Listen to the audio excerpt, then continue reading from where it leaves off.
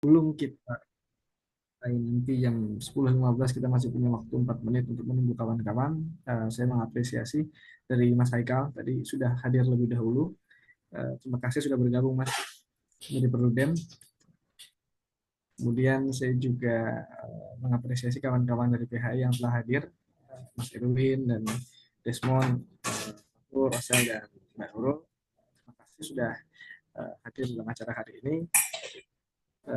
Untuk pembukaan kelihatannya kita mulai karena masih sedikit teman-teman yang baru bergabung bisa kita mulai dengan uh, perkenalan karena saya mungkin hanya mengenal beberapa orang di sini tapi mungkin beberapa lain saya belum kenal.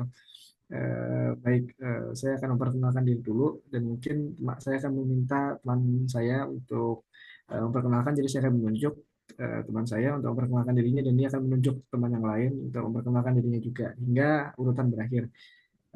Formatnya sederhana saja. Yang pertama nama itu pasti, yang kedua afiliasinya dari mana atau dia berasal dari lembaga yang mana dulu.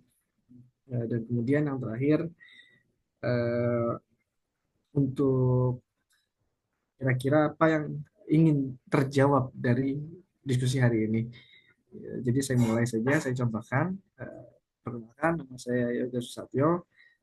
Saya dari PHI bidang elektoral secara teknis.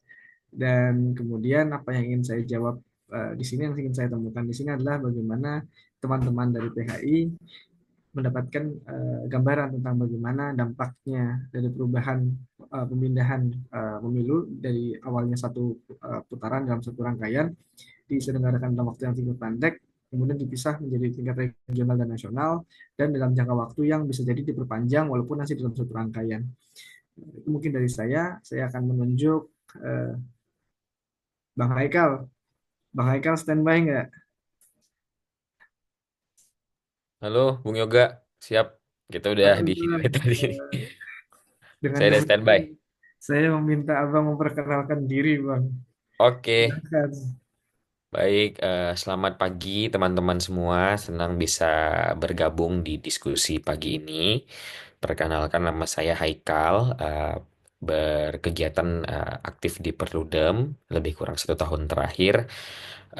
Dan kemarin diminta oleh teman-teman PHI untuk sharing ya. Mungkin lebih banyak ke sharingnya terkait dengan putusan 135 dan dampaknya terhadap kondisi elektoral, kontestasi elektoral di Indonesia, mungkin melihat bagaimana akan dilaksanakan di tahun 2029 dan seterusnya. Terima kasih. Baik, terima kasih Bang Haikal. Bang Haikal mau nunjuk siapa, Bang? Untuk memperkenalkan diri selanjutnya, Bang. Boleh nih yang karena di sebelah saya di layar ada Mas Erwin, mungkin bisa dilanjutkan. Silakan. Ya, terima kasih Bang Haikal dan Bung Yoga. Sebelumnya salam kenal, saya Erwin, saya warga dari Kalimantan Timur, tepatnya di Kabupaten Kutai Timur. Dan memang diskusi ini jadi sangat penting sekali mengingat di masyarakat bahkan di anggota DPRD sendiri pun ya ini menjadi perbincangan yang sangat hangat. Tapi bukan karena untuk memperpanjang pengabdiannya gitu, tapi untuk memperpanjang merampoknya sepertinya merampok APBD kalau misalnya di daerah itu isu-isu yang sangat krusial sekali gitu sering muncul di tengah masyarakat gitu semakin lama menjabat maka semakin banyak hal-hal yang bisa dikeruk gitu terutama finansial daerah gitu oleh ya pejabat-pejabat hari ini lah ini tuh terima kasih. Baik, terima kasih Bang Erwin. Siapa mau nunjuk siapa nih, Bang? Saya mau nunjuk Jujur dulu. saudari saya ini Mbak Nurul. Monggo, Mbak Nurul. Baik, terima kasih ya semuanya. Terima kasih Yoga sebagai moderator, kepada Kak Haikal juga yang akan berbicara, dan kepada Kak Erwin, eh, KSB kita. Sebelumnya saya minta maaf karena saya nggak bisa buka kamera. Nama saya Nurul, umur saya 29. Saat ini saya bekerja sebagai analis politik. Kemarin waktu saya lihat kalau kita mau ngadain webinar gitu ya, dan pembicaranya dari Perludem, saya langsung semangat gitu. Saya berharap buat dapat banyak insight dari Kak Haikal dan dari teman-teman sekalian. Terima kasih. Selanjutnya saya mau nunjuk Desmond deh, boleh? Oke, makasih kawan-kawan. Selamat pagi semuanya. Aku Desmond, warga Riau, tapi sekarang tinggal di Jakarta gitu ya. Maaf belum bisa on cam. Aku selain memperkenalkan diri, mungkin mau menjelaskan sedikit juga ya tentang Banpolik ini apa. Jadi kita di bidang elektoral gitu ya, berencana untuk membuat serial diskusi gitu mengenai politik elektoral. Itu bisa tentang sistemnya, bisa tentang perkembangannya, atau misalnya tentang pengalaman-pengalaman orang yang sudah pernah menjalani kontestasi dan pembelajarannya gitu ya. Jadi ini akan rangkaian diskusinya akan dirutinkan gitu. Semoga bisa dalam 1 bulan sekali. Jadi supaya pengetahuan kita tentang politik elektoral juga nggak sekedar jargon ya kawan-kawan. Misalnya politik mahal atau apa hanya sekedar hal-hal yang di atas permukaan aja gitu atau politisi melanggar etika atau apalagi ya misalnya oligarki menguasai hanya kayak gitu tapi lebih dalam gitu dan khususnya bisa juga untuk persiapan kawan-kawan yang berencana akan berkontestasi di 2029. Nah, pentingnya juga karena sekarang DPR RI juga dalam wacana gitu ya mau mengubah RUU gitu ya, mau menyusun RUU omnibus politik gitu ya, mau menyatukan RUU pemilu, RUU pilkada, semuanya mau disatukan gitu. Jadi penting juga nih direspon nih sebelum isunya meledak gitu ya, sebelum isunya jadi panas gitu. Tapi ini jadi poin penting. Nah kebetulan Haikal juga dari Perludem gitu ya, Perludem dan kawan-kawan sedang menyusun nih alternatif RUU yang diinginkan masyarakat sipil. Nah tapi itu nanti bisa kita diskusikan lah di dalam obrolan. Tapi kita hari ini lebih fokus ke diskusi tentang apa dampaknya ya putusan MK terbaru tentang pemisahan pemilu nasional dan daerah. Oke, dari aku segitu aja. Aku lempar ke siapa nih? Ke Puguh ya, Bang Puguh. Silakan Bang.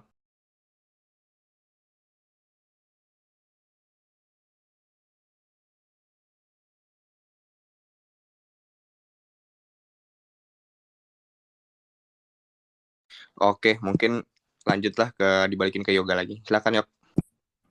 Baik, eh, terima kasih sudah memperkenalkan diri semua. Kelihatannya nanti akan ada teman-teman yang akan bergabung, tetapi bergabungnya di tengah sesi bisa jadi, karena bisa jadi terkait dengan eh, mereka juga punya kendala mungkin beberapa dengan teknis, jadi kita mungkin akan maju aja sekarang, mulai sekarang. Jadi secara formal saya akan buka. Selamat pagi, selamat datang di acara Bincang Politik Elektoral yang pertama.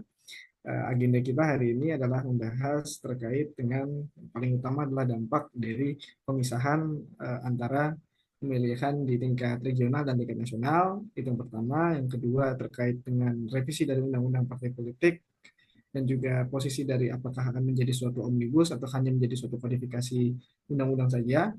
Kemudian cakupan dan dampaknya terhadap partai-partai yang belum memiliki SK, khususnya partai-partai yang sudah memiliki masa tetapi belum cukup untuk memenuhi ambang batas.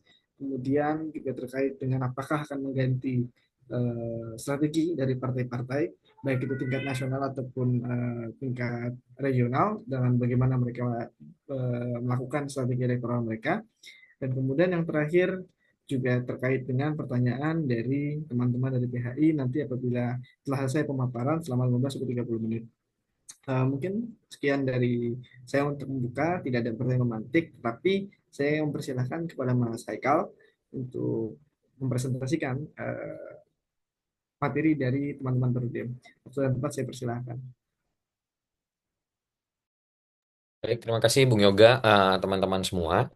Saya mungkin akan coba share screen terlebih dahulu ya. Eh,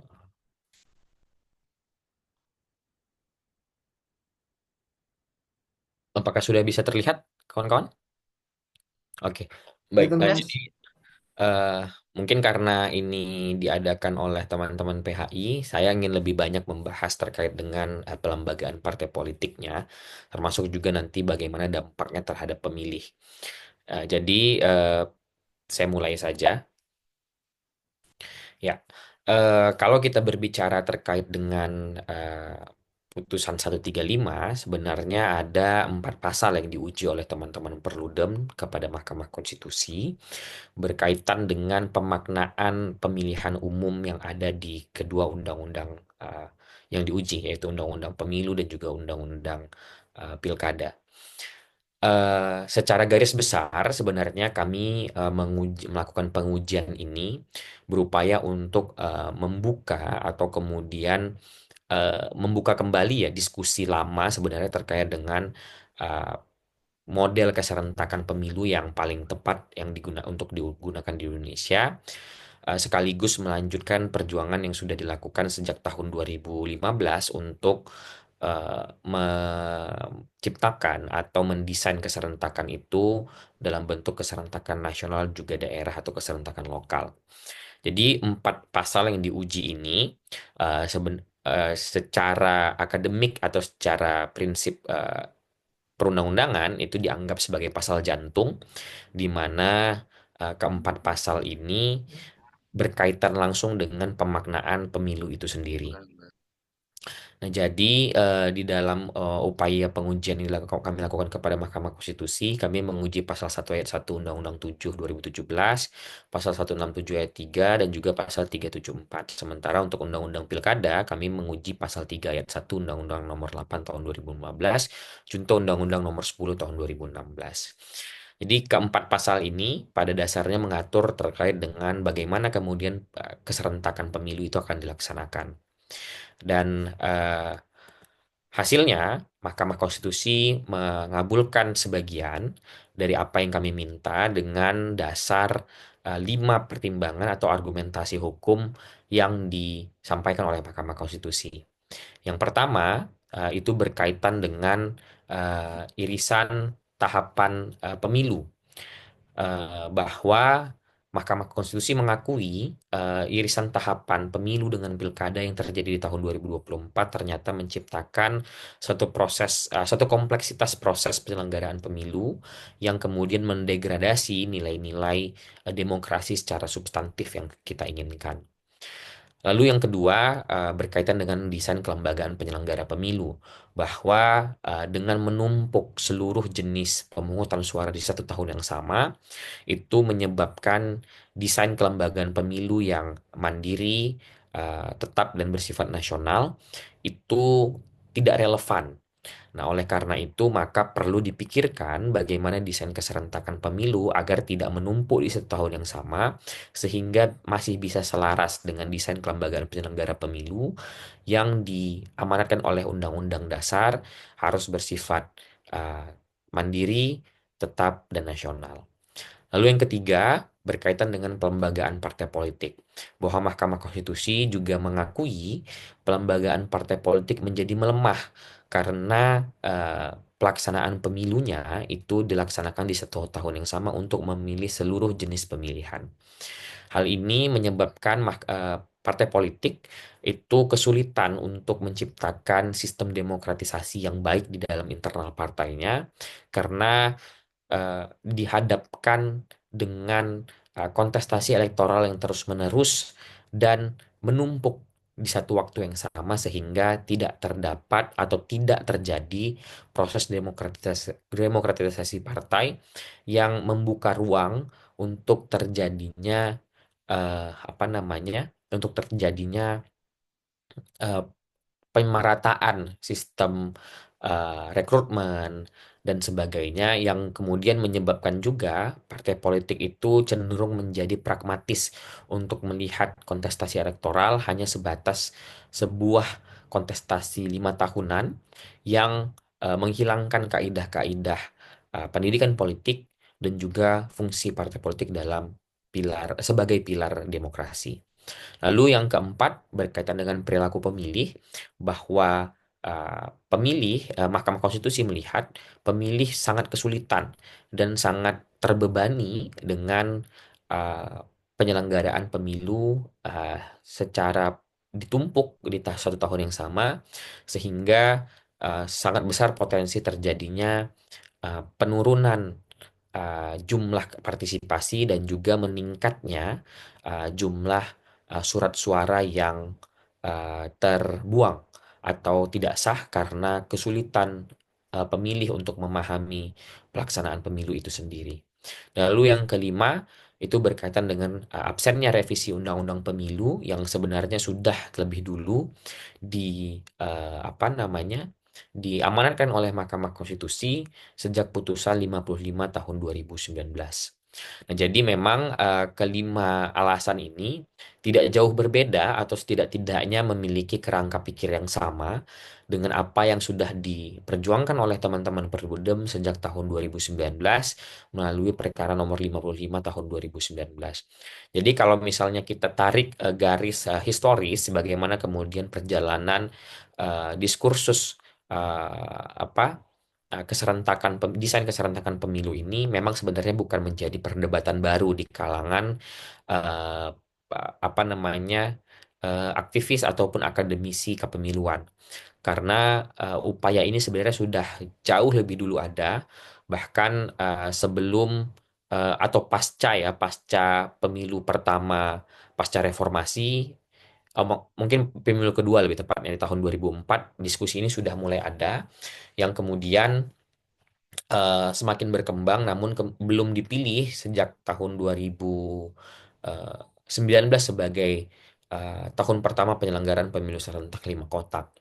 Nah, jadi memang secara garis historis ini adalah sebuah perjalanan panjang bisa dilihat kalau berkaitan dengan putusan MK sudah ada putusan nomor 14 tahun 2013 yang diputus di tahun 2014, lalu kemudian putusan nomor 55 tahun 2019 yang diputus di tahun 2020 dan juga putusan nomor 135 yang diputus terakhir di tahun 2025 kemarin.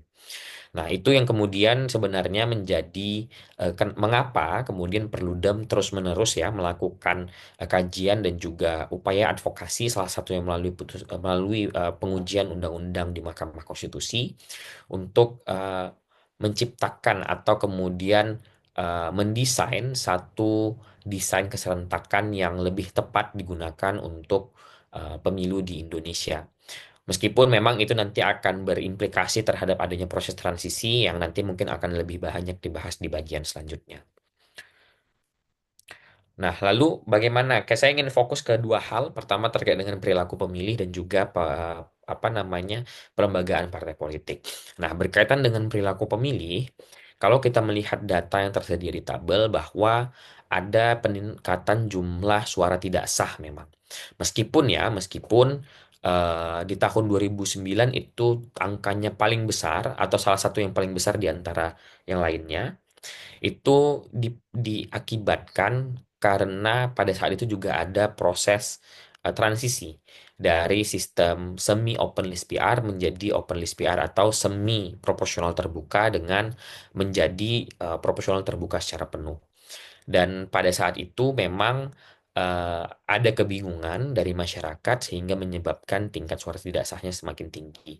Nah, namun kalau kita melihat bagaimana uh, pelaksanaan di tahun 2014 dan meningkat kembali di tahun 2017, maksud saya 2019, itu menunjukkan bahwa sebenarnya dalam konteks surat suara tidak sah ini ada sumbangsih apa namanya sistem yang memudahkan atau tidak memudahkan bagi masyarakat.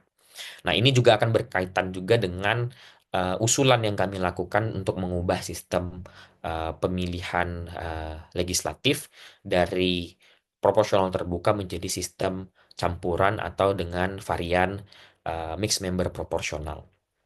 Nah, jadi memang kalau kita melihat data ini, suara tidak sah itu memang cukup meningkat ya ketika kita menggunakan sistem open list PR dan itu juga semakin diperparah sebenarnya ketika kita menggunakan sistem proporsional terbuka ditambah atau diikuti dengan sistem pemilu lima kotak atau sistem pemilu borongan yang terjadi di 2019. Kita bisa melihat jumlah yang sangat tinggi, ya, jumlah sangat tinggi suara tidak sah itu sampai 17 juta suara, 17,5 juta suara di tahun 2019 dan 15,5 juta suara di tahun 2024. Nah, kami melihat bahwa ini terjadi akibat dari satu sistem apa namanya sistem pemilihan umum legislatif yang menggunakan sistem proporsional terbuka yang digabungkan dengan sistem atau desain keserentakan 5 kotak seperti dilaksanakan di 2019 dan 2024. Nah, ada beberapa hal yang kemudian menjadi eh, apa namanya yang kemudian dihasilkan dari penggunaan dua sistem ini yang berkaitan dengan suara tidak sah. Yang pertama itu menciptakan kebingungan dari masyarakat karena harus mengenal dan juga memilih banyak calon di waktu yang bersamaan. Kita bisa bayangkan bagaimana kemudian masyarakat harus dihadapkan dengan pemilihan legislatif di tingkat nasional, DPD dan juga DPR, dan juga legislatif tingkat daerah, DPRD, di satu waktu yang sama dengan besaran apa namanya kertas suara yang sangat besar yang menyebabkan kebingungan oleh masyarakat, dan itu salah satu yang kemudian menurut kami menjadi sumbangsih utama kenapa suara tidak sah atau persentase suara tidak sah itu tinggi di masyarakat. Lalu yang kedua itu juga berkaitan dengan eh, keengganan atau kejenuhan pemilih untuk memilih seluruh jenis pemilu di satu tahun yang sama. Kita bisa melihat bagaimana hasil pelaksanaan pemilu 2024 dan juga Pilkada 2024 yang angka partisipasinya cukup timpang antara pemilu dan juga pilkada. Hal itu disinyalir karena kejenuhan dan kesulitan juga pemilih untuk memberikan suaranya saat pelaksanaan pemilu dan juga pelaksanaan pilkada. Sehingga itu bisa dianggap sebagai bentuk dari menurunnya tingkat demokrasi berkaitan dengan angka partisipasi pemilih termasuk juga surat-suara yang tidak sah. Nah, oleh karena itu, kami, kalau kita berbicara terkait dengan apa yang dilakukan oleh teman-teman Perludem dan teman-teman koalisi masyarakat sipil yang lain adalah berupaya untuk menjawab dua pertanyaan itu dengan dua solusi. Yang pertama yaitu salah satunya mengubah atau mengganti sistem pemilu dari proporsional terbuka menjadi sistem campuran, yang salah satunya tetap masih ada proporsional, masih ada sistem terbukanya di dalam, namun gabungan antara sistem distrik ya, mungkin secara umum dikenal dengan sistem distrik atau first past the post dengan sistem closed list PR yang secara pembagian dapilnya secara teknisnya itu dipisahkan. Ada yang jadi nanti di pemilu nanti kami mengusulkan ada sistem MMP tersebut dengan pembagian ada di dua dapil, yaitu dapil ya untuk proporsional tertutup di tingkat provinsi, ya berarti satu provinsi itu menjadi satu dapil, dan juga dapil untuk sistem first past the post yang akan dibagi sesuai dengan kaidah pembentukan daerah pemilihan.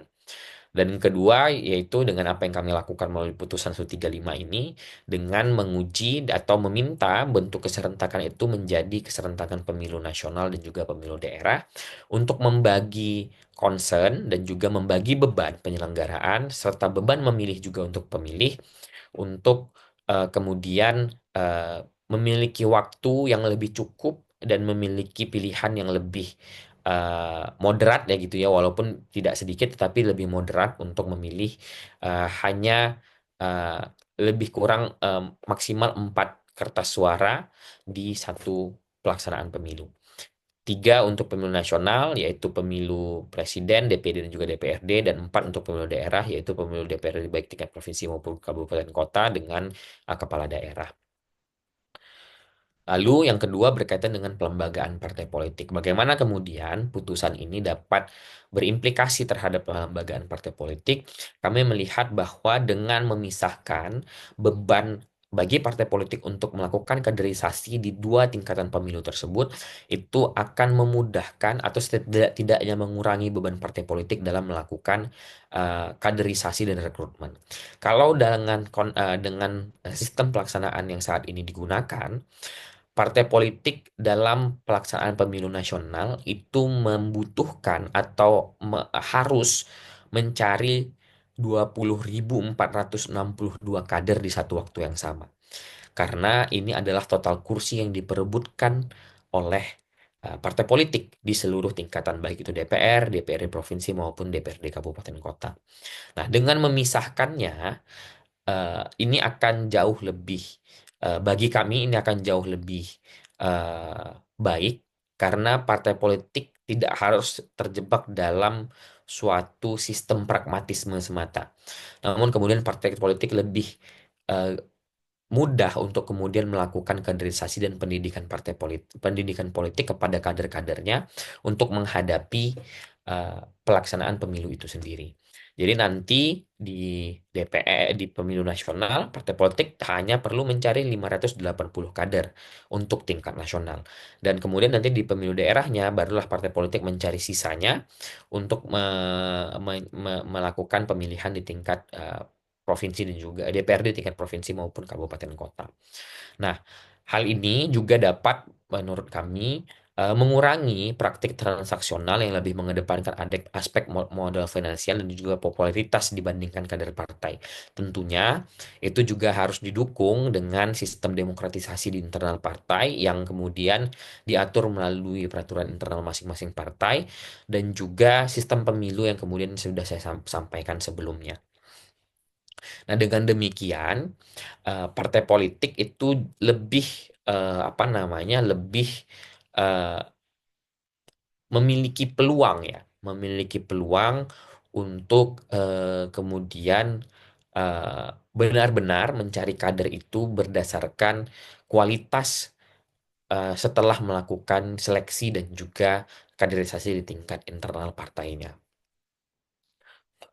Nah, eh, berkaitan dengan hal yang tadi saya sampaikan, saat ini memang pengakuan dari banyak partai politik itu sangat sulit untuk mencari caleg yang berkualitas karena kader partai yang mungkin belum dikenal banyak oleh masyarakat itu tidak kemudian atau ruangnya itu tidak begitu signifikan terbuka karena sistem pemilu dan juga desain desain keserentakan pemilunya masih seperti yang digunakan di tahun 2019 dan tahun 2024. Namun dengan perubahan yang nanti dilakukan itu akan mampu untuk memberikan ruang kepada partai politik salah satunya melalui sistem proporsional tertutup yang digunakan di tingkat dapil provinsi itu bisa lebih membuka ruang bagi kader-kader partai yang mungkin belum memiliki apa namanya popularitas yang tinggi untuk kemudian tetap mencalonkan dan partai politik bisa menempatkan calon-calon yang memiliki popularitas tinggi di dapil untuk sistem FPTP-nya atau First Past the Post. Lalu kemudian ini juga dapat mempermudah atau membuka ruang yang lebih baik bagi partai politik untuk mencari caleg perempuan agar dapat mengisi uh, ketentuan afirmasi yang kemudian sudah ditetapkan.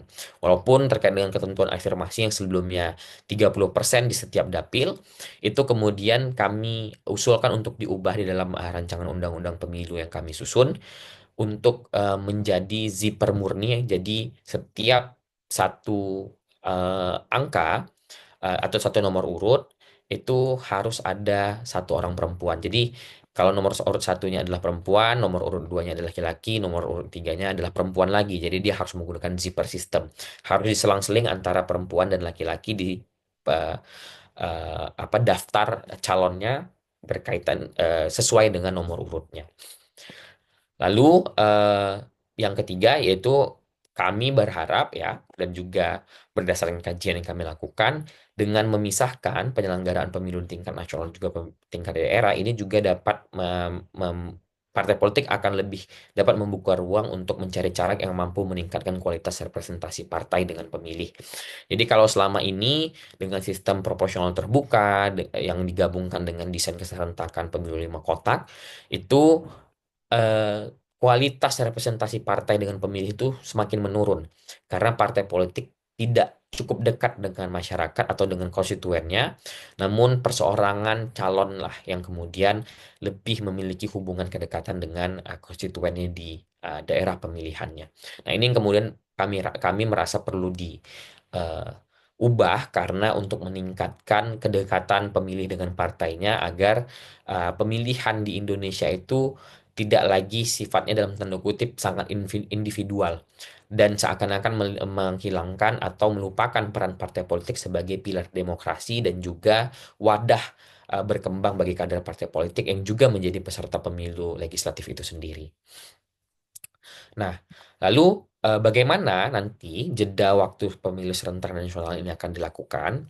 Kalau kita melihat amar putusan Mahkamah Konstitusi di dalam putusan 135, Mahkamah Konstitusi secara jelas dan terang menekankan atau memutuskan bahwa pemungutan suara itu dilaksanakan serentak serentak pemungutan suara serentak nasional itu dilaksanakan untuk memilih anggota DPD, Presiden Wakil Presiden dan juga DPR. Dan setelahnya, dalam waktu paling singkat 2 tahun atau paling lama 2,5 tahun, setelah pelantikan presiden ataupun anggota DPR, dilaksanakan pemungutan suara serentak untuk memilih suara serentak daerah untuk memilih anggota DPRD dan juga kepala daerah. Nah, jadi kalau misalnya kita melihat putusan tersebut, dan ini sesuai juga yang seperti yang kami mintakan kepada Mahkamah Konstitusi, ada dua pengelompokan yaitu pemilu nasional dan juga pemilu lokal atau pemilu daerah yang waktu pelaksanaannya seperti yang ada di dalam tabel, bahwa pemilu nasional itu akan dilaksanakan di tahun 2029 dan pemilu lokal akan dilaksanakan atau pemilu daerah akan dilaksanakan di tahun 2031 dan atau tahun 2032. Jadi memang ini masih menjadi pilihan khususnya untuk pemilu daerahnya karena Mahkamah Konstitusi membuka ruang pengaturan lebih detail bagi pembentuk undang-undang untuk mengaturnya, yaitu dengan rentang waktu paling singkat 2 tahun atau paling lama 2 tahun 6 bulan sejak pelantikan DPR ataupun presiden. Jadi kalau kami melihat bahwa waktu yang paling tepat untuk melakukan pemilihan eh, serentak tingkat daerah itu sebaiknya diambil waktunya 2 tahun saja dan akan dilaksanakan di tahun 2031. Nah, lalu apa dampaknya ketika ini terjadi? Satu, ada dua hal ya tadi yang sudah disampaikan bahwa bahkan ini akan memiliki dampak besar terhadap pemilih dan juga partai politik. Namun setidaknya secara umum atau secara general pemisahan ini dapat menjadi suatu sistem yang lebih ajak, suatu sistem yang lebih baik untuk menciptakan mekanisme reward and punishment di dalam proses pemilu. Kalau selama ini kan kita hanya melaksanakan pemilu 5 tahun, setiap 5 tahun secara menumpuk, itu menyebabkan rakyat hanya memiliki waktu 5 tahun ke depannya setelah melakukan pemilu untuk mengkoreksi pilihannya, terutama berkaitan mengkoreksi apa namanya partai politik yang didukungnya atau dipilih di dalam suatu pemilu. Nah, hal ini menyebabkan tertutupnya atau semakin menyempitnya ruang bagi pemilih terutama untuk kemudian memberikan punishment ataupun reward kepada partai politik di dalam proses pemilu itu sendiri. Jadi ini sangat berkaitan dengan eh, mekanisme akuntabilitas politik yang dimiliki oleh sistem pemilu di Indonesia. Jadi dengan memisahkan antara pemilu nasional dan pemilu lokal, ini akan dapat meningkatkan akuntabilitas politik dengan eh, masyarakat diberikan waktu untuk dalam tanda kutip yang mengkoreksi pilihan partai politiknya dari pemilu nasional ke pemilu daerah dan begitu juga seterusnya. Sehingga dalam setiap siklus ini masyarakat bisa saja kemudian misalnya memberikan reward ataupun punishment dari partai politik di pemilu nasional yang sudah dipilihnya ketika kinerjanya baik atau tidak baik di dalam pemilu daerahnya.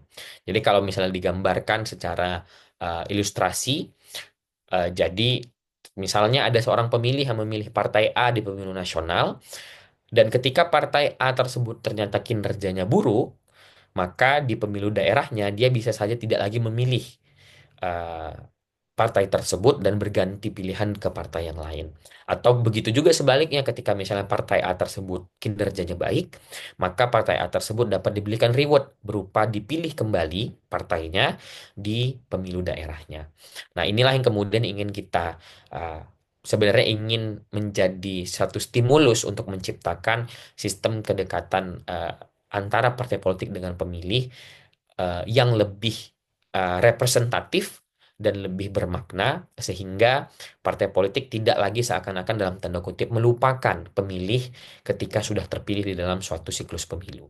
Jadi dengan mempersempit siklus ini, partai politik berdasarkan kajian yang kami lakukan itu akan lebih berhati-hati ya untuk kemudian mengambil kebijakan, untuk kemudian apa namanya membentuk undang-undang dan sebagainya, karena dia harus berpikir bahwa apa yang diputuskannya saat ini itu akan berdampak kepada mereka, kepada partai politik tersebut di dalam pelaksanaan pemilu selanjutnya, yaitu pemilu daerah. Dan begitu juga ketika partai politik misalnya setelah pemilu daerah, mereka juga akan berhitung secara elektoral bahwa kebijakan yang akan disusunnya, akan dibentuknya dari pasca pelaksanaan pemilu daerah tersebut itu akan berdampak kepada mereka bagi keuntungan elektoralnya di pemilu nasional selanjutnya.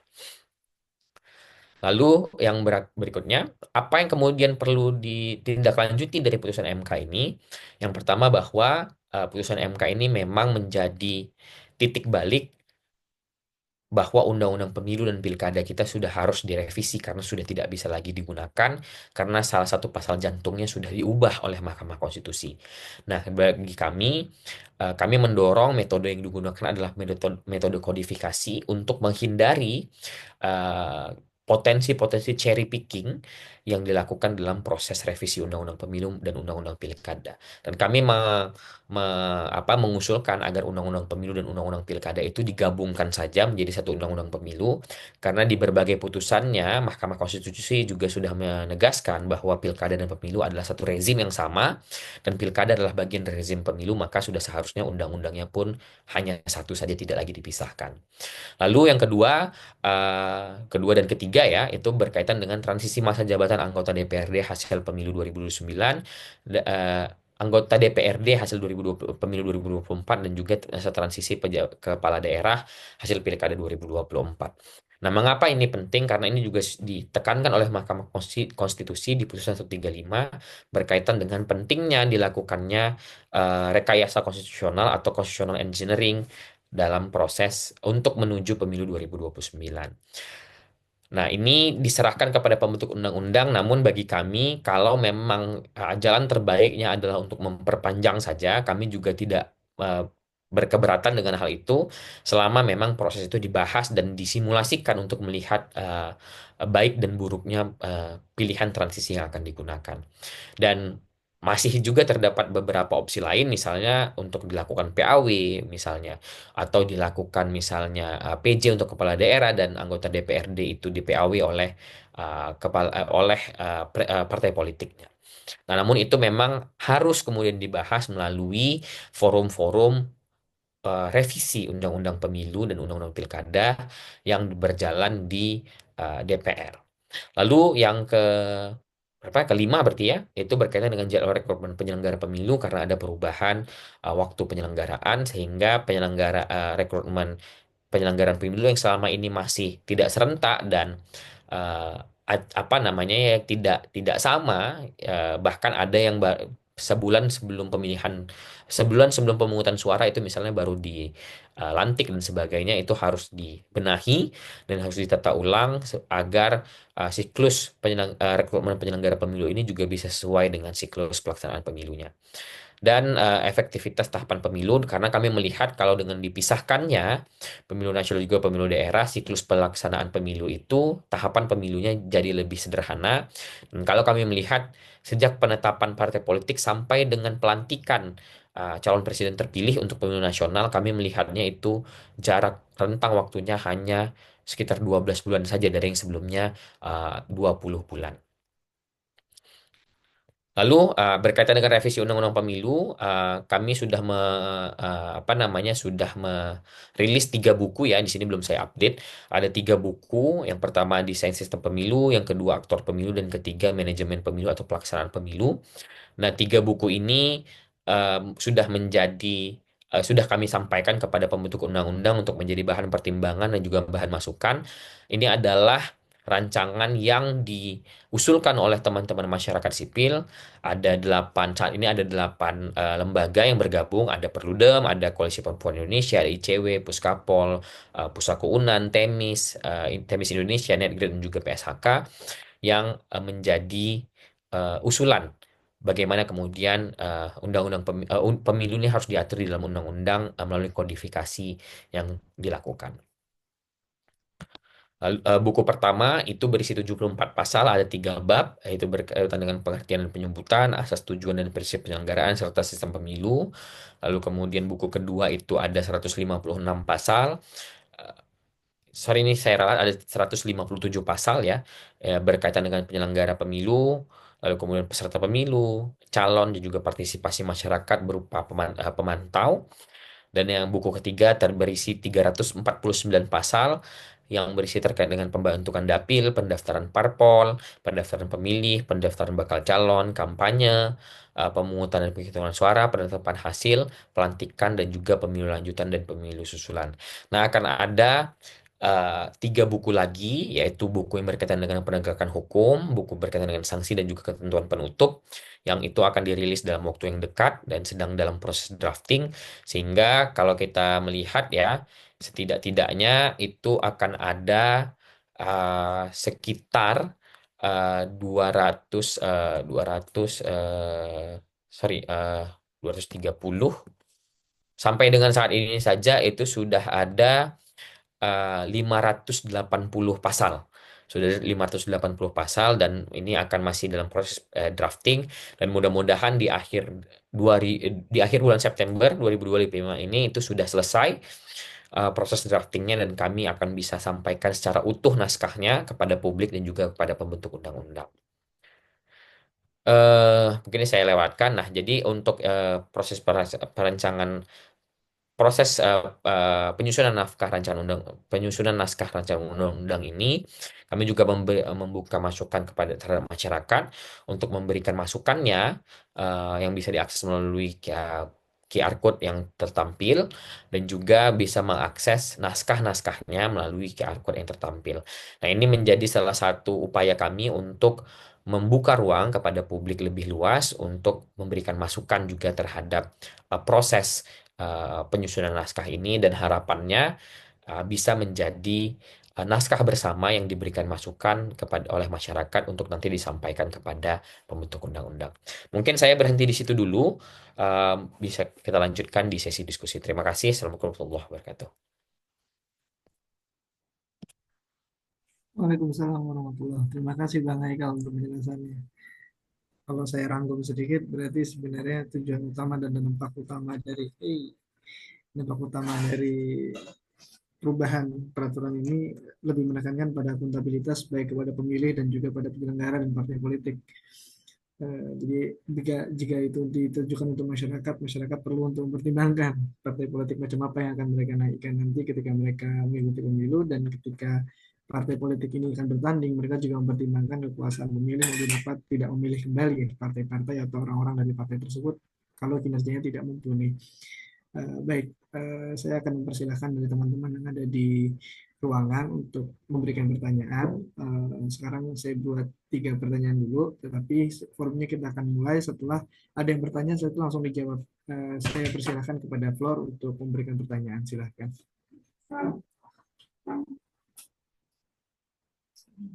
Boleh saya bertanya kepada Yoga? Silahkan. Terima kasih.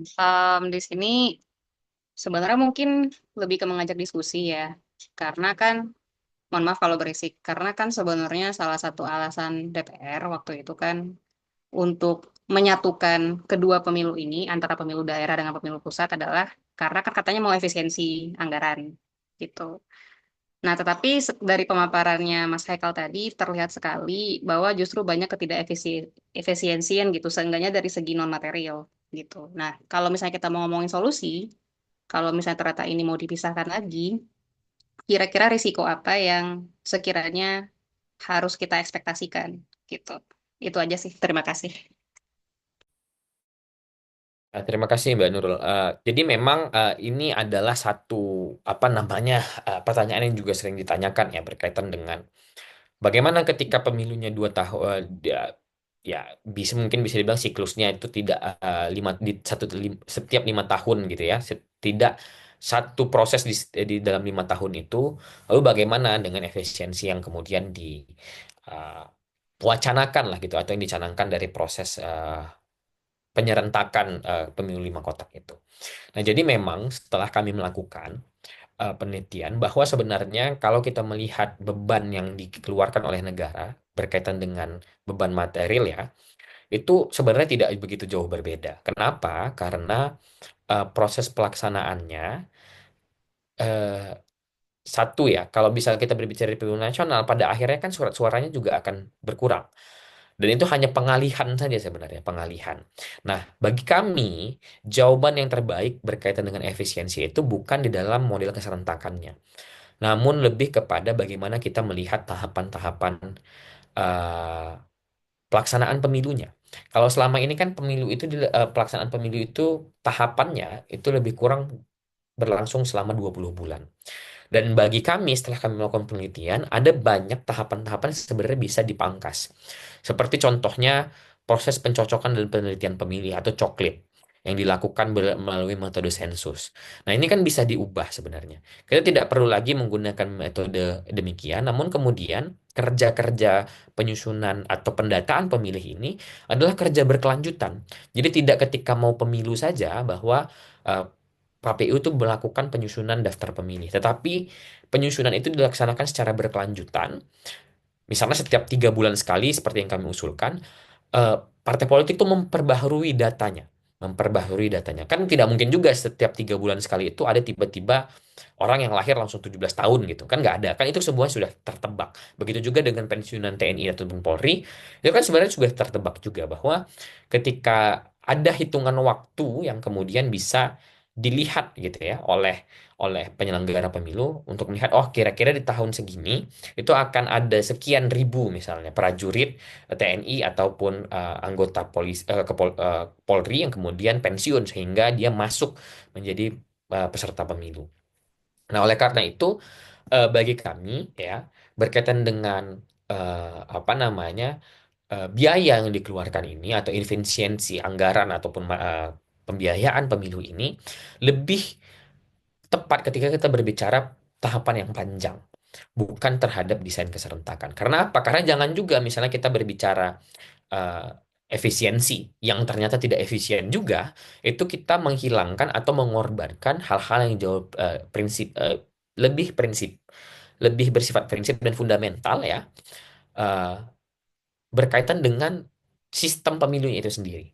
Nah, jadi kami melihat bahwa satu ya dengan memangkas sejumlah tahapan yang menurut kami bisa dihilangkan itu menjadi lebih baik, itu menjadi lebih singkat dan lebih murah.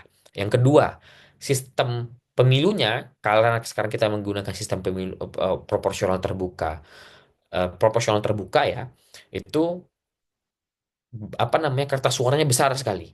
Nah, kalau kita menggunakan sistem MMP, kertas suaranya akan jadi lebih kecil. Kertas suaranya akan jauh lebih sederhana. Lalu yang ketiga ke berikutnya adalah terkait dengan kotak suara. Nah, kalau kita melihat kotak suara itu kan eh, bisa menjadi lebih sedikit juga. Kenapa? Karena kotak suara yang dibutuhkan untuk pemilu nasional hanya 3, yang sebelumnya 5. Nah, itu kan bisa digunakan kembali untuk pemilu daerahnya. Nah, jadi banyak hal sebenarnya yang kita bisa bahas dan kita bisa perdebatkan berbicara terkait dengan efisiensi ini.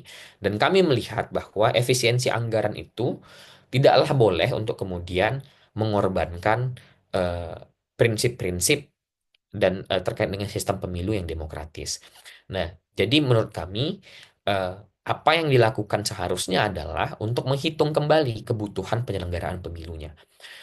Mulai dari tahapannya akan dipersingkat, lalu kemudian logistiknya akan disederhanakan juga, termasuk juga proses misalnya distribusi logistik. Jadi jangan lagi misalnya ada distribusi logistik untuk di daerah Kalimantan, tapi kemudian pemenangan tendernya dari Jakarta misalnya. Nah, hal itu kan harus kemudian sudah mulai kita benahi juga, walaupun ya memang itu sudah mulai dibenahi dalam proses yang sudah dilaksanakan saat ini. Namun kemudian masih ada saja kemudian proses-proses yang ternyata eh, itu masih bisa diefisiensi lagi loh gitu.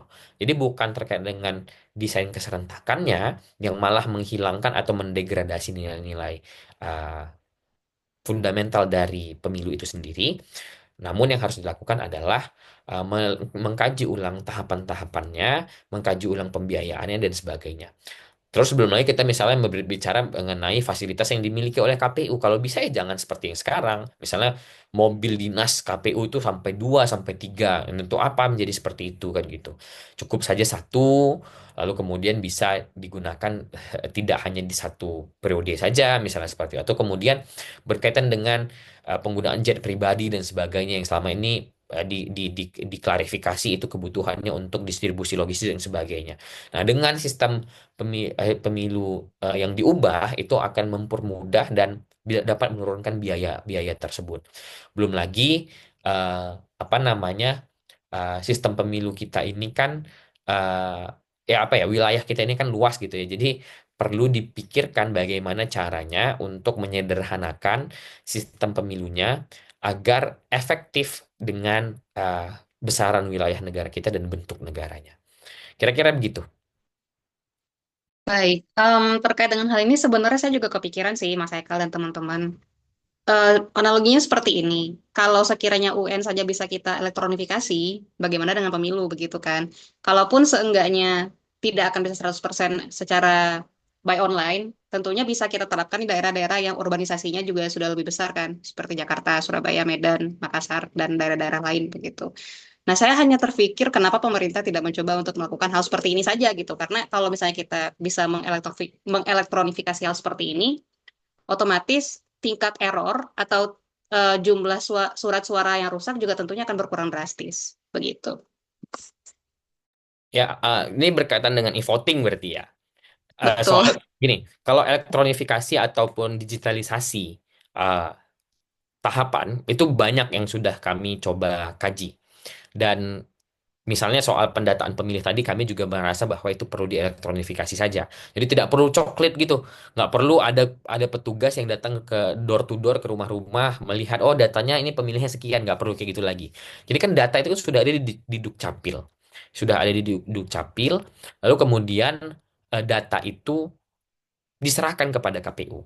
Nah, KPU yang akan mengolah data itu secara berkelanjutan, lalu kemudian KPU tinggal membuka portal saja. Membuka portal misalnya, oh saya belum terdaftar nih, KPU saya belum terdaftar. Maka saya masukkan nama saya di portal ini, nanti KPU melakukan verifikasi secara digital, secara berkas administratifnya. Lalu kemudian misalnya ada yang sudah, oh ini pemilihnya sudah tidak ada.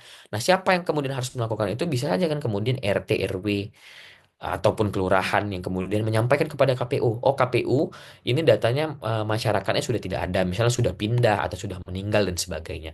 Nah, hal itu kan yang kemudian sebenarnya harus dilakukan. Nah, jadi terkadang kita berpikir juga kita punya aparat pemerintah yang sampai ke tingkat cukup ini ya cukup cukup paling bawah itu kan ada RT yang seharusnya bisa menjadi pihak yang kemudian secara aktif untuk melaporkan ketika ada data yang kemudian tidak sesuai. Atau juga bahkan pemilih yang kemudian harus lebih aktif untuk menyampaikan misalnya, oh keluarga saya sudah tidak ada nih, tapi kenapa masih terdaftar? Nah, disampaikan kepada KPU. Lalu yang kedua juga berkaitan dengan misalnya dengan penghitungan eh, berkaitan dengan rekapitulasi suara. Nah, rekapitulasi suara itu kan juga bisa digitalisasi. Tidak perlu lagi secara berjenjang dari kelurahan ke kecamatan, ke kabupaten kota, ke provinsi sampai dengan ke nasional. Tidak perlu lagi menjadi seperti itu. Jadi bagi kami yang kami usulkan untuk pemilu nasional yaitu pemilihan presiden, DPR dan juga DPD itu tidak perlu lagi melewati tahapan rekapitulasi di tingkat kabupaten kota dan provinsi. Jadi dari kecamatan langsung saja ke nasional dan datanya itu haruslah data digital yang bisa diakses oleh masyarakat secara terbuka dan juga lebih mudah dalam proses distribusinya. Tidak lagi kemudian harus membawa ratusan kotak suara dan sebagainya itu ke tingkat nasional dan sebagainya. Nah, lalu kemudian berkaitan dengan e-voting. Nah, kalau ini memang kami agak dalam penelitian yang kami lakukan itu satu cukup riskan dan biayanya malah mahal. Kenapa? Karena penggunaan e-voting itu eh, dia ada dua model ya memang. Ada dua model. Yang pertama dia yang full online dan ada yang dia itu digital offline. Jadi seperti analog lah ya kita bisa katakan apa namanya alat yang sifatnya analog bukan digital gitu ya. Jadi alat itu harus disediakan dan itu biayanya cukup besar untuk menggunakan e-voting karena apa? Karena alat elektronik analog itu jauh lebih aman dari kerentanan hacking, dari kerentanan serangan cyber dan sebagainya. Kalau kita menggunakan online itu cukup berbahaya, apalagi perangkat apa namanya kesiapan negara kita kan untuk hal-hal seperti itu kan sangat minim ya. Pusat data nasional saja bisa dengan mudah diretas sampai kita kesulitan untuk melakukan apa namanya mendapatkan pelayanan publik, membuat paspor, KTP dan sebagainya untuk jangka waktu yang cukup lama. Dan jika itu terjadi, itu sangat berbahaya karena apa datanya digital dan itu rasanya kita tidak aman lah untuk dalam konteks itu dan satu-satu pilihan untuk melakukan e-voting itu yang melakukan perangkat analog.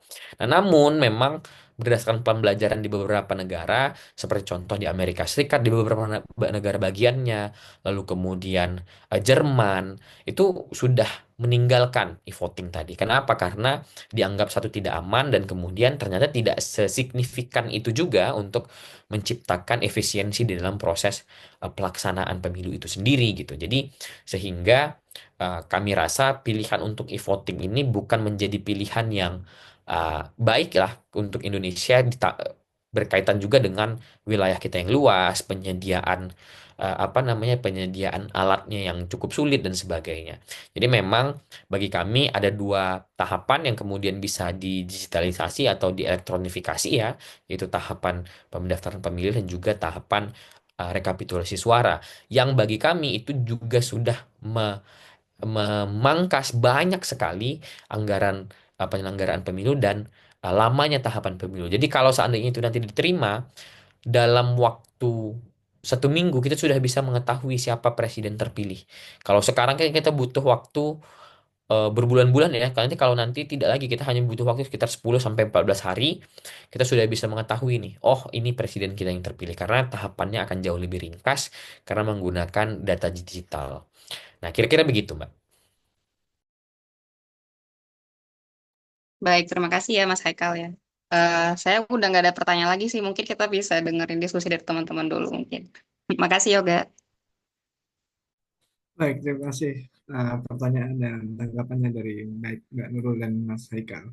Untuk teman-teman yang lain, ada pertanyaan lain. Contohnya eh, seperti Mas Erwin yang sudah Ya, mempersiapkan.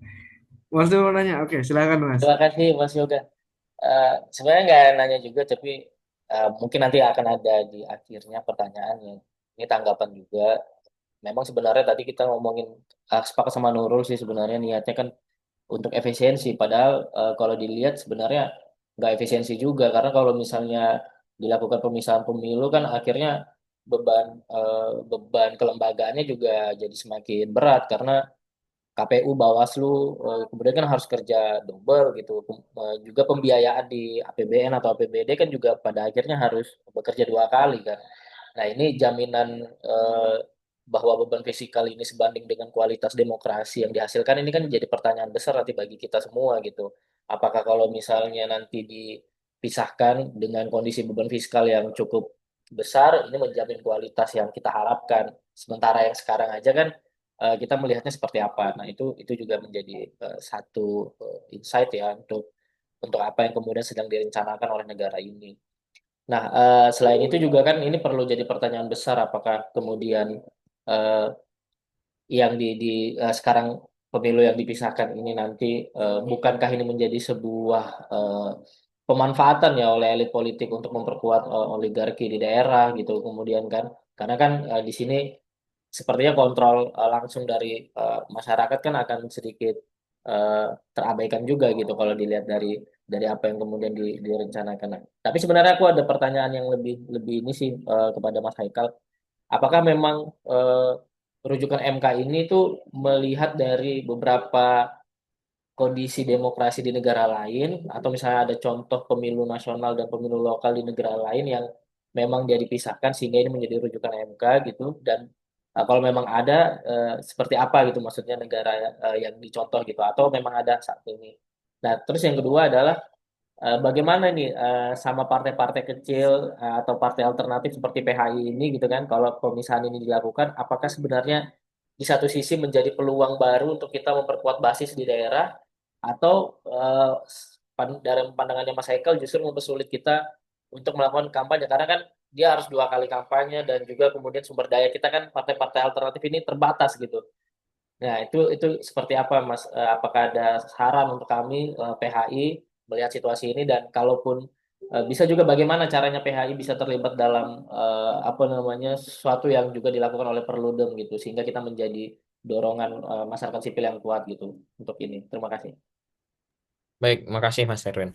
Saya coba jawab yang pertama dulu ya, bahwa memang, eh, sorry, saya mau klarifikasi yang sebelumnya dulu, bahwa kalau kita berbicara soal anggaran, apakah kemudian kerja-kerja KPU dan juga Bawaslu itu akan ini ya akan kemudian bertambah dan sebagainya karena dilaksanakan di dua dua tahapan atau dua pelaksanaan pemilu yang terpisah gitu.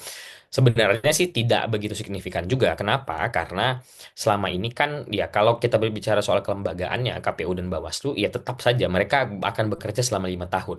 Malah yang kita menjadi pertanyaan adalah kayak yang seperti terjadi sekarang. Pemilu dan pilkadanya di 2024. Dan nanti yang selanjutnya di 2029. Jadi 2025 sampai 2028 nanti atau 2027 itu KPU Bawaslu tuh nggak punya kerja sama sekali. Kenapa? Karena mereka nggak punya main event kerjanya mereka itu tugas intinya itu nggak ada. Mereka hanya melakukan sosialisasi, ya entah kalau memang itu melakukan sosialisasi ya, kalau hanya untuk penghabisan anggaran kan kita menjadi pertanyaan juga bagi kita.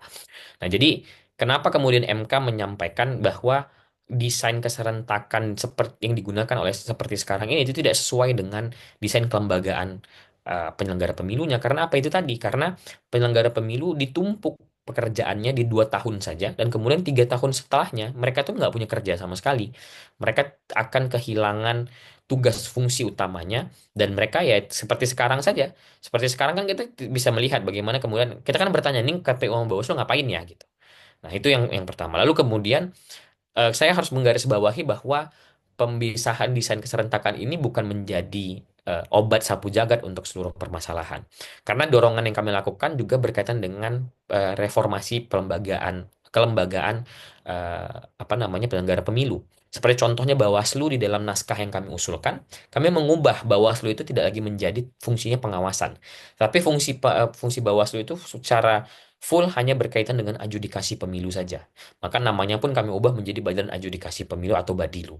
Dengan demikian, fungsi pengawasan itu dikembalikan saja ke masyarakat dan dana untuk pengawasan yang cukup besar itu lebih baik ya bagi kami, lebih baik diberikan untuk proses-proses apa aktivisme hukum saja. Jadi tidak perlu lagi kemudian dana yang begitu besar diberikan untuk pengawasan yang kita lihat sekarang ini juga hasilnya tidak memuaskan. Nah, maka dari itu kami merasa bahwa Bawaslu sudah fokus saja untuk menjadi badan adjudikasi pemilu. Lalu berkaitan dengan pertanyaan yang pertama tadi, eh, apa namanya? eh, Apakah ini ada contoh di negara lain? Banyak contohnya. Namun kemudian memang model pemisahannya itu tidak antara nasional dan juga lokal atau tidak antara nasional dan daerah. Nah, kebanyakan di beberapa negara seperti Filipina, Amerika Serikat itu menggunakan sistem staging namanya. Jadi dari 100% anggota senatnya itu misalnya sejumlah entah sifatnya 50% atau misalnya sifatnya 30% ya. Atau sepertiga, sepertiga, sepertiga.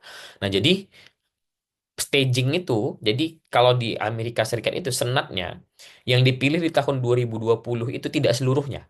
Namun kemudian ada sebagian saja, kalau nggak salah saya satu per tiga atau 1/2 gitu ya. Lalu kemudian sisanya itu akan dipilih di tahun 2022.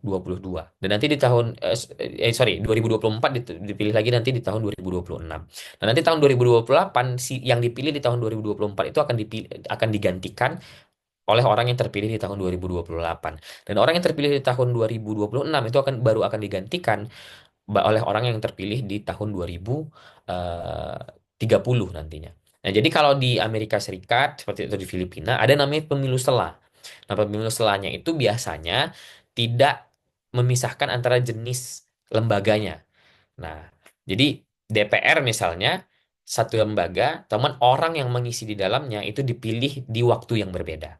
Pemilu selanya seperti itu. Nah, kalau di Indonesia kenapa Kak kita ingin tidak menggunakan sistem staging tadi? Karena satu, kita akan sangat sulit untuk kemudian melakukan pembagian dapil stagingnya tadi.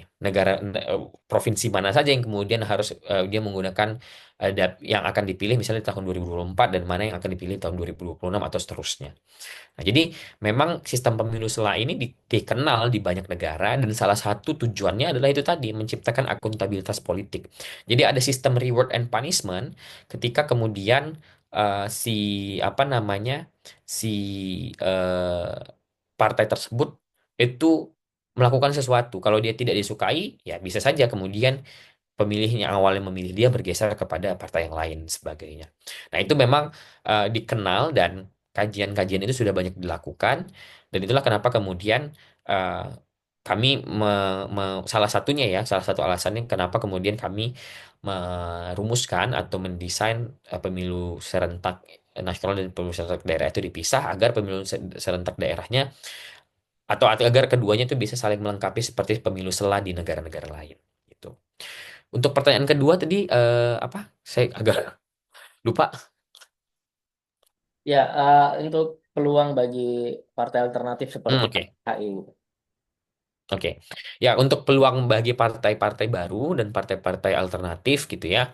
Ini kami satu dalam konteks keserentakan tentu akan jauh lebih mudah. Kita bisa bayangkan aja kalau misalnya PHI ikut pemilu 2029 dan dan harus mencari kader 20.000 sekian untuk kemudian menjadi calon anggota legislatif kan berat sekali. Tapi kalau kita memisahkannya itu akan jauh lebih mudah. Jadi sampai dengan tahun 2029 PHI mencari kader-kadernya yang kemudian layak untuk di tingkat nasional di seluruh daerah lah misalnya seperti itu kan. Lalu kemudian setelah hasil nasional itu didapatkan, ini bakal menjadi bahan evaluasi nih untuk pemilu daerahnya. Nanti begitu juga setelah pemilu daerah akan menjadi bahan evaluasi lagi untuk pemilu nasional berikutnya gitu. Nah, jadi memang ini akan jauh lebih tidak hanya bagi partai besar atau tapi juga partai kecil mendapatkan insentif untuk bisa lebih mudah atau lebih terbuka ruang yang cukup untuk melakukan kaderisasi. Nah, di sisi yang lain, kami juga mendorong sebenarnya untuk menurunkan ambang batas atau minimal keanggotaan partai politik untuk menjadi peserta pemilu. Kalau sebelumnya kan 1/1000 setiap satu anggota per 1.000 penduduk.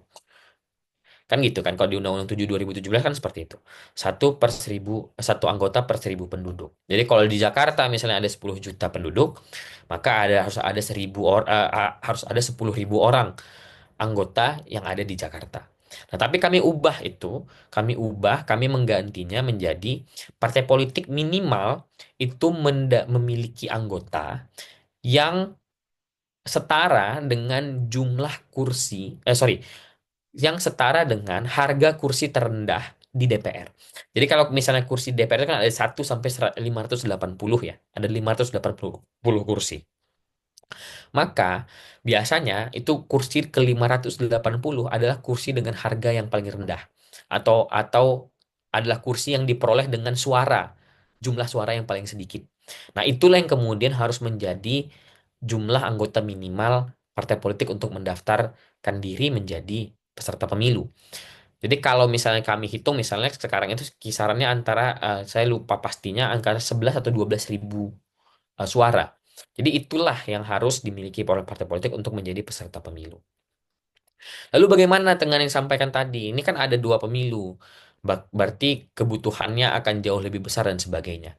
Nah, kami di dalam desain yang kami susun, kami beranggapan bahwa partai politik itu tidak harus secara nasional itu mengikuti kompetisi di seluruh daerah. Bagi kami, partai politik kalau misalnya basis kuatnya misalnya ada di Jakarta atau basis kuatnya ada di Sumatera misalnya seperti itu. Ya dia akan fokus di situ saja. Apakah dia tidak harus kemudian eh, memiliki calon di daerah lain ya? Tidak harus juga. Tapi kan minimal misalnya dia bisa menyediakan satu misalnya gitu. Misalnya dia fokusnya di Sumatera nih. Di Sumatera dia fokusnya di situ untuk baik baik untuk pemilu nasional ataupun pemilu daerahnya. Oh dia fokus di situ. Nah, di daerah lain ya dia disediakan satu saja. Kan kan menyediakan apa namanya calon sejumlah dengan kursi yang diperebutkan itu kan tidak mandatori. itu kan sifatnya diperbolehkan gitu ya. Itu tidak bersifat wajib. Nah, jadi dia bisa saja misalnya, oh kami misalnya partai A, kami kuatnya di Sumatera, maka di Jawa kami hanya menempatkan satu orang aja di per masing-masing daerah misalnya seperti itu. Ya tidak masalah juga. Nah, jadi dia bisa fokus di situ dan ini sebenarnya akan menjadi insentif terutama di dalam proses pelaksanaan pemilu daerahnya sih sebenarnya. Jadi dia bisa fokus di situ karena pemilu daerah dan pemilu nasional dipisahkan. Jadi partai itu bisa fokus terlebih dahulu di pemilu nasional. Dan ketika dia bisa melihat potensi suaranya cukup besar di daerah-daerah tertentu, ketika dalam pemilu daerah dia fokus di daerah-daerah itu, baik itu untuk DPRD maupun kepala daerahnya. Dan dengan demikian itu akan menjadi apa ya? Proses siklus yang kemudian nanti dia akan semakin bertambah. Jadi kalau misalnya di pemilu nasional, PHI misalnya memiliki calon di seluruh daerah. Oh ternyata misalnya di Kalimantan Timur misalnya, ya di Kalimantan Timur, oh ternyata PHI cukup kuat, banyak pemilihnya nih. Nah nanti di pemilu daerah, PHI sudah bisa tuh melakukan evaluasi. Oh ternyata nanti di pemilu daerah kita akan menjadikan Kalimantan Timur sebagai daerah fokus untuk mendapatkan suara pemilih gitu. Jadi kalau seandainya itu bisa terjadi dan misalnya di pemilu daerahnya ternyata jumlah suaranya juga akan menjadi banyak, apalagi kalau misalnya mendapatkan kursi kepala daerah, nah itu kan akan menjadi insentif untuk pemilu nasional yang akan dilaksanakan sekitar 3 tahun setelahnya gitu. Nah proses itu kan akan terus berkelanjutan dan itu yang kemudian akan menjadikan satu apa namanya ya satu eh, siklus panjang lah untuk kemudian bisa menjadi partai yang dominan atau besar gitu. Karena kita harus ingat juga bahwa eh, ini ingin juga sebenarnya ingin kami ubah sebenarnya. Selama ini kita mengimajinasikan ketika kita ingin mengikuti kontestasi elektoral, maka partai itu sudah harus besar terlebih dahulu. Nah, kita ingin ubah itu. Kita ingin untuk mengikuti kontestasi elektoral itu kita nggak perlu menjadi partai besar dulu gitu loh. Kita tuh nggak perlu harus besar dulu. Dengan jumlah yang paling minimum pun kita bisa gitu loh. Dan kita bisa fokus ke daerah-daerah yang lingkupnya cukup kecil dulu gitu. Jadi fokusnya mungkin ya ke DPRD provinsi tertentu, baru nanti kemudian kita semakin lama besar menjadi di tingkat ke tingkat nasional. Nah, yang terjadi saat sekarang ini dengan sistem pemilu kita yang kita gunakan sekarang, itu kan nggak bisa. Partai-partai dalam tanda kutip alternatif atau partai-partai baru itu tuh harus besar dulu, baru kemudian dia bisa bersaing, berkontestasi. Kenapa? Karena kalau dia hanya punya basis di daerah tertentu dia nggak bisa gitu loh. Itulah banyak kemudian partai yang akhirnya menggunakan cara-cara yang tidak benar, misalnya melakukan pencatutan, keanggotaan dan sebagainya, yang akhirnya apa ya partai-partai atau orang-orang yang ingin ikut kontestasi elektoral, yang ingin membentuk partai politik itu malah menjadi harus memiliki modal terlebih dahulu gitu loh. Karena apa tadi? Karena itu tadi mencari orangnya susah. Jadi dia menggunakan apa? Dia menggunakan uang, dia membeli suara masyarakat untuk menjadi anggota dan sebagainya. Nah, itu yang kita tidak inginkan. Karena di luar negeri pun seperti misalnya di Inggris, di Amerika Serikat bahkan, itu partainya banyak, partai-partai kecil, partai-partai alternatif tuh banyak yang kemudian karena apa? Karena ekosistem politik di dalamnya dan sistem pemilu yang digunakan itu membuka ruang. Jadi partai itu tidak harus besar terlebih dahulu. Kalau dia misalnya dia cuma punya basis di satu state saja di Amerika Serikat itu dia bisa buat partai dan partai itu bisa ikut kontestasi pemilu nasionalnya. Nah, itu yang kita harapkan juga sebenarnya. Jadi dengan desain keserentakan seperti ini, lalu kemudian syarat pendaftaran partai politik yang kemudian diturunkan, lalu kemudian sistem pencalonan yang kemudian tidak mengharuskan eh, secara keseluruhan harus didaftarkan. Nah, itu bisa membuka ruang lebih baik ya bagi apa namanya partai politik baru ataupun orang-orang yang punya keinginan untuk membentuk partai politik nggak mundur lebih dulu gitu loh, nggak takut takut sebelum bertanding gitu. Karena apa? Karena oh nggak bisa, orang kita butuh dana yang sekian triliun untuk buat partai politik. Dengan seperti ini kan gerakan-gerakan kolektif gitu, misalnya salah satu contohnya seperti PHI itu bisa kemudian ikut berkontestasi meskipun dia hanya fokus kepada daerah-daerah tertentu saja gitu. Gitu kira-kira Mas Erwin. Ya, terima kasih banyak Bung Haikal. Jadi insight baru ini. Ini Bung Desmond kita perlu catat poin-poinnya nih untuk kemudian strategi PHI di kemudian ini soalnya. Terima kasih Bang Haikal.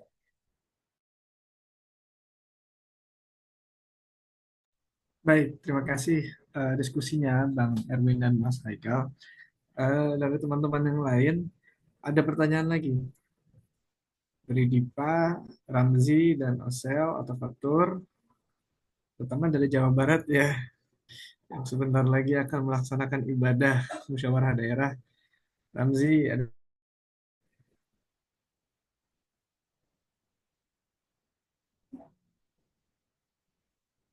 itu dari Fatur, ada pertanyaan.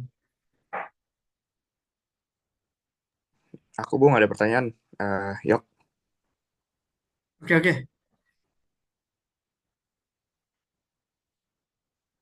makasih Haikal untuk presentasinya. Aku mau konfirmasi aja sih. Berarti kalau dengan ada di dua tahapan ini, apakah semua partai harus terregistrasi dalam pemilu itu tetap di tahun 2027 gitu? Atau misalnya apakah nanti ada registrasi lagi khusus untuk yang bisa mengikuti pilkada gitu ya di mungkin 2029 atau 2030-nya kan masih ada berapa pokoknya apakah ada dua kali tahapan lagi ya karena yang bisa mengikuti pemilu nasional dan pemilu daerah atau ya udah dicampur dari satu aja tetap di 2027 gitu ya. Pertama itu. Kedua, mungkin untuk merespon ini juga ya teman-teman. Tadi kan ada yang bilang efisiensi apa segala macam lah gitu ya, efisiensi terkait biaya gitu. Nah, tapi yang perlu kita sadari kan juga ada dorongan nih ya, ada dorongan dari rezim gitu ya, dorong Prabowo untuk mengembalikan pilkada itu ke DPRD gitu. Nah, jadi putusan MK ini menjadi satu titik cerah juga bahwa pilkada itu ya harus dipilih langsung gitu.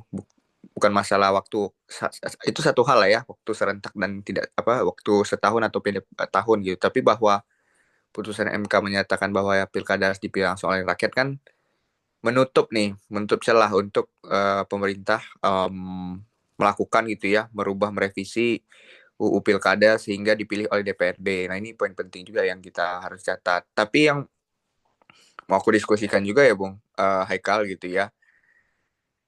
Eh sejauh mana gitu kan? Sejauh mana putusan ini akan dipatuhi gitu atau gimana sih implikasinya kan teman-teman gitu ya? Maksudnya banyak juga yang putusan MK bagus tapi nantinya pas di undang-undangnya mah dia bikin omnibus aja sendiri gitu. Nah, itu dalam menyiasati itu seperti apa pandangan teman-teman Perludem dan pemohon yang sudah mengajukan permohonan uji materi ini ya uji apa judicial review atau constitutional review gitu atau gini deh bare minimum lah bahasanya bare minimumnya seperti apa nih Bung dalam menyusun UU pemilu ke depan gitu karena kan bisa aja nih ya apapun mereka bisa ubah gitu ya atau mereka bisa nggak patuh terhadap apapun gitu nah ini kira-kira strategi yang perlu dilakukan ke depan itu seperti apa gitu. Baik, Bung Yasmon. Ya, pertanyaan pertama tadi ya berkaitan dengan pendaftaran. Nah, kayak kalau yang kami usulkan di dalam naskah yang disusun itu, pendaftaran itu akan terpisah. Jadi antara pemilu nasional juga pemilu daerah itu akan tetap terpisah. Jadi peserta politik, partai politik yang menjadi peserta pemilu nasional, dia tetap harus mendaftar ulang ke di dalam proses pemilu untuk menjadi peserta pemilu daerah. Namun, dia akan otomatis menjadi peserta pemilu itu ketika dia sudah menjadi apa namanya ketika dia sudah menjadi pemilu nasional. Jadi syarat pertama apa bukan syarat ya, tapi keterpenuhan administratif yang pertama itu adalah ketika dia sudah menjadi peserta pemilu nasional, maka ketika dia mendaftar jadi peserta pemilu daerah secara otomatis dia akan diterima. Nah, namun kalau seandainya dia belum menjadi peserta pemilu nasional, dia masih bisa juga mendaftar menjadi peserta pemilu daerahnya. Jadi bukan berarti ketika pemilu nasional dia tidak menjadi peserta, dia tidak bisa mengikuti pemilu daerah, nggak kayak gitu sistemnya. Dan bahkan pemilu daerah itu harus didaftarkan ke provinsi masing-masing. Jadi mungkin saja seperti yang saya sampaikan tadi, misalnya PHI mendaftar di pemilu nasional menjadi peserta, namun kemudian di pemilu daerah hanya hanya menginginkan di beberapa daerah saja, ya tidak masalah gitu. itu kita dorong sebagai satu ruang agar itu tadi, agar daerah itu tetap memiliki sorry, partai politik itu tetap memiliki kesempatan untuk berlaga di pemilu daerah meskipun tidak di seluruh daerahnya gitu. Jadi kalau di pemilu nasional kan jelas tuh dia harus bersifat nasional. Tapi kalau pemilu daerah dia bisa hanya di daerah-daerah tertentu saja karena proses pendaftarannya terletak di KPU provinsi bukan di KPU RI.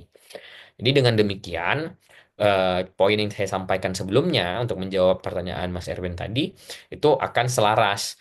Jadi nanti pendaftarannya itu bisa saja ada partai politik yang tidak ikut di pemilu nasional, tetapi karena dia sudah siap di pemilu daerahnya, dia bisa ikut di pemilu daerah. Dan itu tidak menjadi halangan sebenarnya gitu. Itu yang pertama. Lalu yang kedua terkait dengan keberterimaan pemerintah ya. Nah, ini memang masih menjadi satu ruang abu-abu, bahkan ruang gelap bagi kami bagaimana kemudian ini akan dilaksanakan. Karena sejak diputus di tanggal 26 Juni 2025 kemarin, putusan ini kan menuai kontroversi. Ya, ada yang mengatakan bahwa ini melanggar Undang-Undang Dasar, ada yang mengatakan bahwa MK melanggar kewenangannya, ada yang mengatakan bahwa ini adalah hal yang harusnya diputuskan oleh kayaknya. Nah, sehingga saat ini kami belum menemukan titik terang dan bahkan kemarin saat melakukan launching buku ketiga di tanggal 20 kemarin, kami itu terkonfirmasi secara langsung ya dari Wakil Ketua Balek Bang Ahmad Doli Kurnia yang mengatakan bahwa sampai sekarang pun memang itu belum dibahas dan sampai sekarang pun ini belum dimulai prosesnya. Jadi memang ada ketakutan, kekhawatiran itu ada. Kekhawatiran itu ada bahwa ini akan dicari celah dan sebagainya. Namun itulah kenapa kemudian kami tetap secara terus-menerus dalam tanda kutip ya memanaskan diskusi berkaitan dengan revisi Undang-Undang Pemilu ini. Dan proses advokasi ini bagi kami adalah proses advokasi yang panjang karena kami berharap apa namanya undang-undang pemilu ini sudah diselesaikan dan sudah dihasilkan setidak-tidaknya di pertengahan 2026 karena ada kebutuhan yang sangat besar terutama terkait dengan rekrutmen penyelenggara pemilu untuk kemudian dilaksanakan di tahun 2027. Jadi berbicara terkait dengan keberterimaan ini rasanya memang keberterimaannya belum menemukan titik terang karena isu untuk pilkada tidak langsung itu masih terus digulirkan. Namun itu tadi kami mencoba untuk secara terus dan konsisten untuk tetap menyuarakan ini dan mengadakan diskusi-diskusi agar isu pelaksanaan revisi Undang-Undang Pemilu ini terus berjalan gitu ya. Terus berjalan dan menjadi desakan tersendiri kepada pembentuk undang-undang untuk segera membahasnya. Ya meskipun itu tadi dengan segala keterbatasan yang kita miliki gitu ya dan minimnya atau lemahnya apa namanya efek dari yang kita lakukan atau apa namanya eh, apa ya signifikansi ini ya signifikansi keputusan yang bisa kita ambil gitu ya. Nah itu tetap kita lakukan untuk menjaga agar publik uh, tetap terdengar untuk menyuarakan eh, apa yang sedang diusahakan oleh teman-teman koalisi dan kami juga sedang melakukan upaya untuk memperbesar koalisi ini setelah nanti draftnya hadir ini mungkin akan dibuka menjadi lebih luas ya setelah draft ini rampung gitu ya ini akan dibuka menjadi koalisi yang lebih luas yang tidak hanya 8 lembaga yang saya sebutkan tadi, tapi akan ada lembaga yang mendukung, yang karena sudah sampai saat ini sudah mulai banyak yang kemudian menyampaikan kami ingin masuk dan juga kami ingin bergabung bersama koalisi gitu. Itu sih, Bung Desmond. Jadi memang ini ya masih dalam proses ya, dan kita harus desak sama-sama agar DPR segera melanjutkan pembahasannya. Oke, makasih banyak Bung Haikal atas jawabannya. Ini penting juga ya teman-teman, karena memang sepertinya ya kalau dari sisi pemerintah dan DPR ini tidak apa ya, pokoknya inilah resisten gitu terhadap putusan MK ini. Jadi dia membangun narasi juga bahwa MK menyalahi kewenangannya, masyarakat sipil atau masyarakat sipil bergantung pada MK gitu ya. Jadi MK jadi positif legislator dan segala macam gitu. Jadi memang untuk menghindari akuntabilitas tadi gitu ya. Jadi dia bilang bahwa lebih ke kewenangan gitu ya. Terus katanya Mahkamah Konstitusi juga mau diubah dan yang lain lah, menggantikan hakim dan segala macam. Jadi penting didesak sih supaya putusan ini bisa berlaku gitu ya, kayak waktu waktu Indonesia darurat kan juga bisa didorong ya, yang pilkada itu kita bisa inilah supaya nggak terlalu banyak kota kosong gitu ya, menurunkan ambang batas pencalonan gitu ya. Tapi jangan sampai ketika udah mepet lagi baru aksinya kan jadi di detik-detik akhir lah gitulah ibarat ini ya. Nah sama memang aku sepakat juga nih dengan pemisahan pemilu nasional dan daerah itu besar mungkin dampaknya akan menurunkan tingkat kematian juga kali ya, Bung, oleh petugas penyelenggara pemilu. Bayangin aja 5 kotak dihitung dalam 1 hari gitu ya, itu nah makanya kan efisiensi ini juga, narasi-narasi efisiensi ini apa sebenarnya gitu, maksudnya orang meninggal tuh kayak nggak bisa dibalikin lagi kan ininya gitu ya, maksudnya ya biaya santunannya juga berapa gitu. Jadi pemisahan ini kita melihat juga secara ini ya, kapasitas penyelenggara pemilu nasional penyelenggara pemilunya gitu. Apakah bisa gitu untuk melakukan dalam 1 tahun 2 kali, dan tentunya fokusnya akan lebih cenderung ke nasional. Gitu sih refleksi dariku atas pemaparan dari Bung Haikal. Baik, terima kasih Desmond untuk diskusinya dengan Mas Haikal. Eh, Sebenarnya saya juga tidak punya batasan waktu, apakah kita akan selesaikan di jam berapa. Walaupun saya rasa masih punya cukup waktu untuk masih ada satu pertanyaan lagi diskusi. Jika tidak ada pertanyaan, maka saya paling cuma akan wrap up untuk hasil diskusi pada hari ini dan akan dokumentasi. Tapi persilahkan dulu untuk teman-teman di floor, apakah ada satu pertanyaan lagi untuk ditanyakan?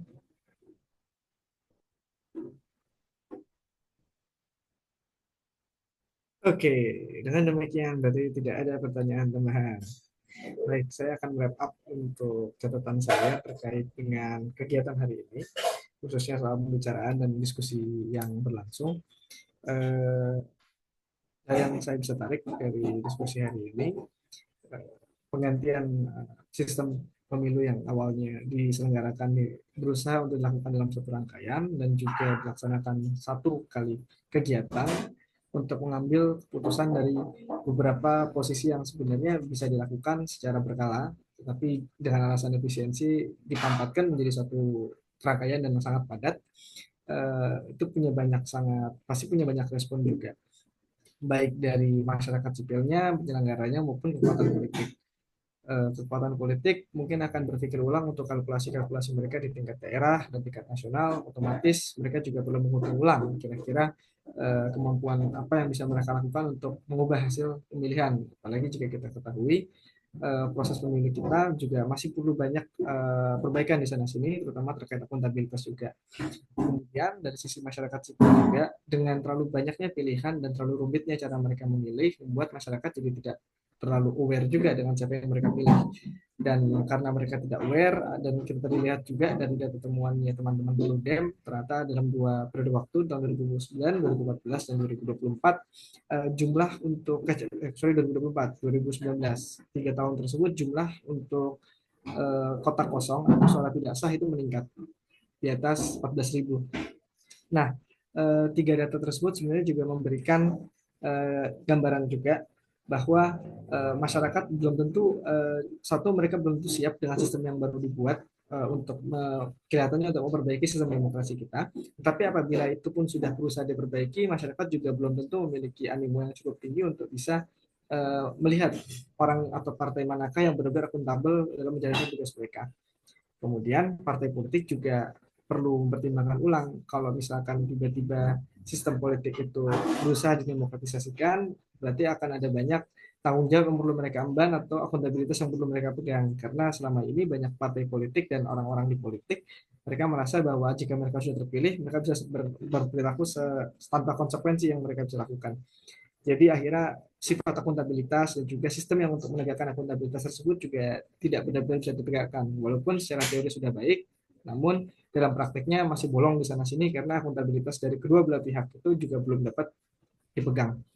Kemudian dari sesi diskusi tadi kita juga belajar banyak, terutama terkait risiko-risiko dari mekanisme pemilihan, seperti halnya entah itu dalam lingkungan yang digital ataupun non digital.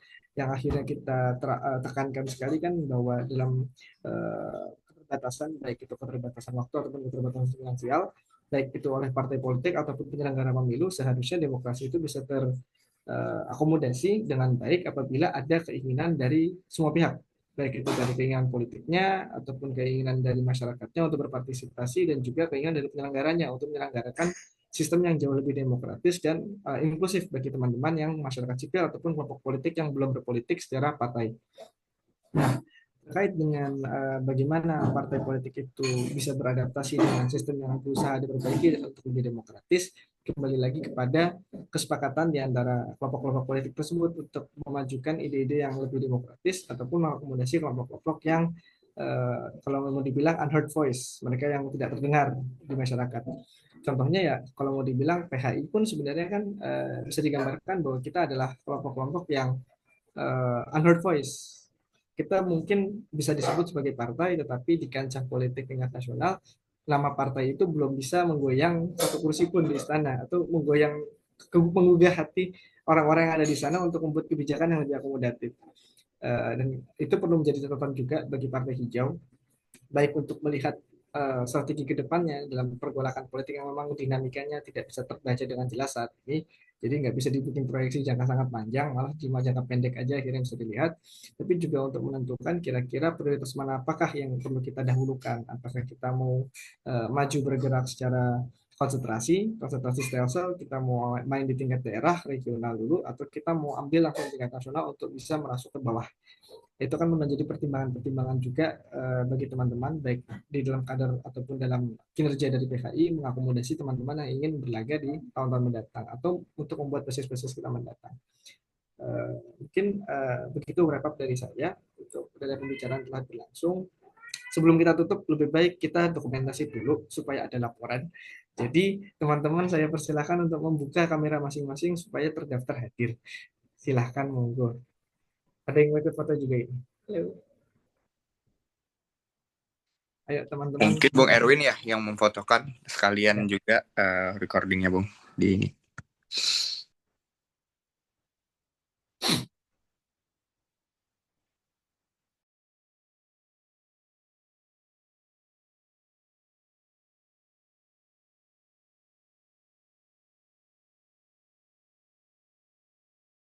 Teman-teman mau on cam dulu kah? Kita 1 menit atau 30 detik dulu.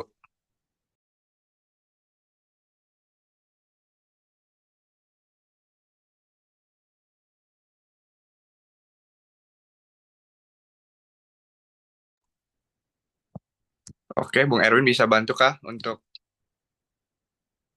foto barengnya? Ya, sudah. Aku sudah foto tadi. Ya, Oke, tadi aku lupa nyalain mic, sorry. Oke, thank you. oke, makasih banyak Bung Haikal atas pemaparannya hari ini, sangat insightful ya, sangat banyak informasi yang kita dapatkan. Semoga bisa dilanjutkan terus komunikasi dan kolaborasi ke depannya. Terima kasih juga untuk teman-teman Partai Hijau Indonesia yang sudah hadir pada pagi hari ini, meluangkan waktu di akhir pekan. Dan jika teman-teman tertarik juga bergabung di bidang pemenangan elektoral, nanti bisa membantu untuk meneruskan, merutinkan ya diskusi bincang politik elektoral. Terima kasih, salam bersih, Adi Lestari.